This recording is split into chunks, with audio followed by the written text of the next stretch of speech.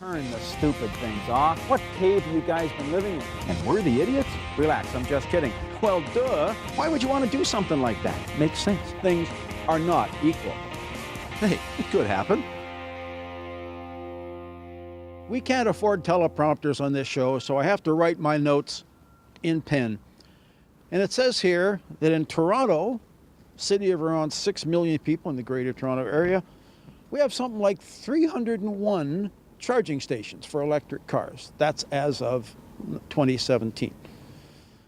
Vancouver, the tree-hugging capital of the country, 2.5 million people, 428 charging stations. In Montreal, where they're giving people $8,000 to buy their $80,000 Teslas, they have 1,000 charging stations for 4 million people. It seems to me if you buy an electric car, you're going to be lining up an awful lot. Not to mention the fact that even with the fast charge, it's going to take you 30 minutes to get about 80% charge in your electric car. Compare that to about 5 minutes to get 1,000 kilometers of charge in your gasoline, or better still, your diesel car. It's just not going to happen. Now, one of the leaders in electric cars has been General Motors. They've just closed down a bunch of plants because they say they're going to focus on electric cars. How many years ago did they build the EV1?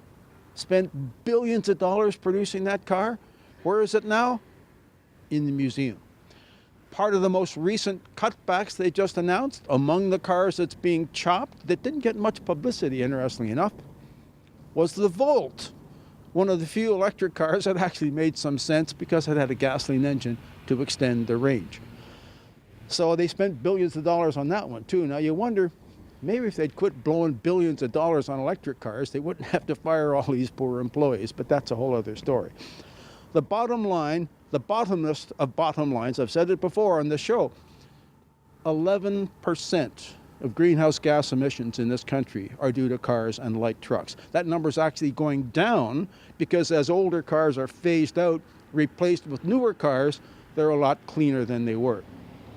What that means is that if tomorrow every car in the country were powered by the sheer might of Elon Musk's ego, 89% of the problem would still be here.